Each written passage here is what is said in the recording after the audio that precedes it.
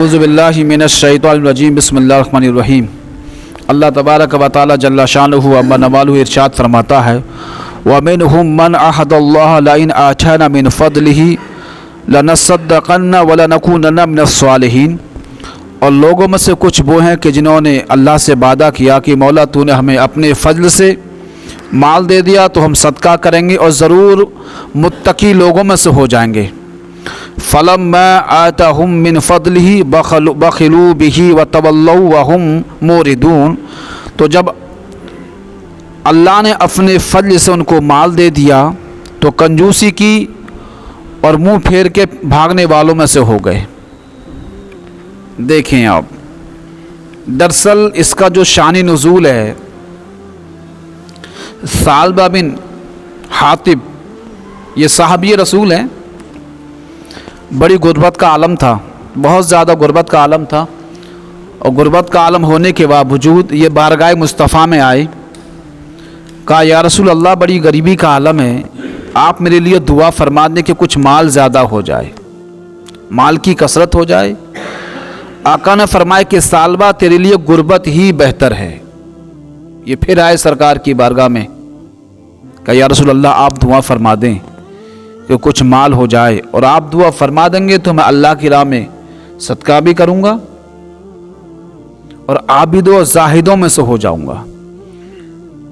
फरमाया सालबा तेरे लिए वो कम माल बेहतर है जिसका तू शुक्र अदा कर ले, उस ज्यादा माल की वजह से जिसका तू शुक्र अदा ना कर पाए। अल्लाह अगर किसी को माल की कसरत दे तो उसे जब खुश होना चाहिए जब वो नमाजी बना रहे। माल की कसरत दे दे, किसी को माल दे दे और नमाजी बना रहे तो माल पे खुश हो जाए, या नमाजी ना था नमाजी बन जाए तब खुश होना चाहिए। नमाजी था लेकिन नमाज अब उसकी छूटना शुरू हो जाए तो समझा फिर इसके लिए हलाकत है। आका ने फरमाया कि सालबा तेरे लिए इतना ही माल काफ़ी का, या रसूलल्लाह बड़ी गुर्बत का आलम है, लिबास भी बहुत कम। मेरे आका ने दुआ फरमाई। अब जब नबी जिसके लिए दुआ फरमा दे, अब अंदाज़ा लगाइए, मैं बारहा बता चुका हूँ कि अल्लाह नबी की दुआ कबूल फरमा लेता है। वो जब भी जिसके लिए जिस हालत में वो जहाँ भी हो दुआ करे, उसके लिए कोई शर्त नहीं है कि पहले वज़ू करे फिर नमाज पढ़े तब दुआ करे, सदका करे तब दुआ करे। वो जब भी जिसके लिए दुआ करता है अल्लाह उसकी दुआ कबूल फरमा लेता है। मेरे सरकार ने दुआ फरमाई। सालबा के माल का आलम यह हुआ कि जो 5 वक्त की नमाज पढ़ता था, आहिस्ता आहिस्ता उसकी नमाज अब जाने लगी। माल की कसरत, माल देखे या फिर इबादत देखे अल्लाह की, जाहिर सी बात है जैसे जैसे माल बढ़ता गया वैसे वैसे बंदे की नमाज छूटती गई। हत्ता के वक्त ये आया कि जुमे की नमाज में रह गया सिर्फ बंदा।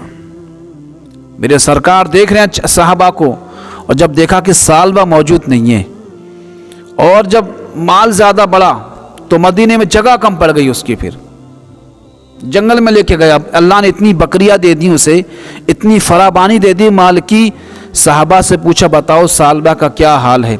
कहा या रसूल अल्लाह माल तो इतना दे दिया आपकी दुआ से कि मदीने में जगह कम पड़ गई, जंगल में गया तो जंगल का रकबा भी कम पड़ गया।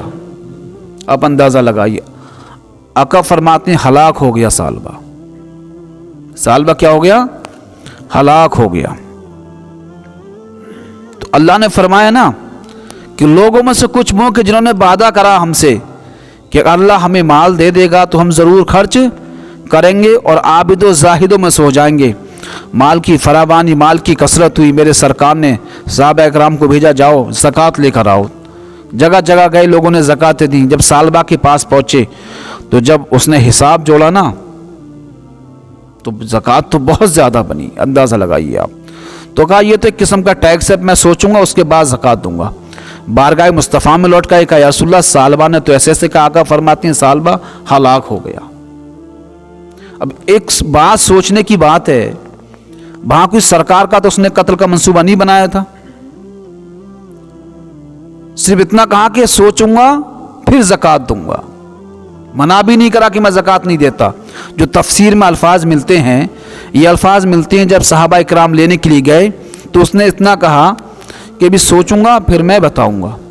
डायरेक्ट मना भी नहीं करा, اس سوچنے کی بنیاد پر آقا فرماتے ہیں کہ سالبہ ہلاک ہو گیا، نبی کی زبان سے نکلا ہوا کلمہ ہلاک ہو گیا۔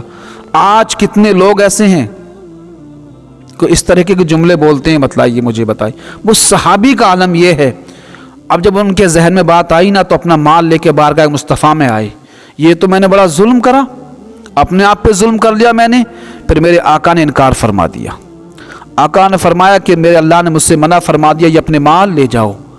لکھا ہے سالبہ کے بارے میں، دور صدیقی میں آیا، پھر صدیق اکبر کی جب خلافت چلی وہ مال لے کر پھر آیا، لیکن صدیق اکبر نے کہا کہ جب میرے سرکار نے منع کر دیا پھر میں لینے والا کون ہوتا ہوں؟ صدیق اکبر نے بھی منع کر دیا، بندہ مال لے کے چلا گیا۔ پھر دور فاروق اعظم میں آیا، عمر فاروق اعظم جب خلیفہ بنے تب مال لے کر آیا زکوٰۃ کا، لیکن انہوں نے کہا کہ جب صدیق نے منع کر دیا تو پھر میں کون ہوتا ہوں مال لینے والا؟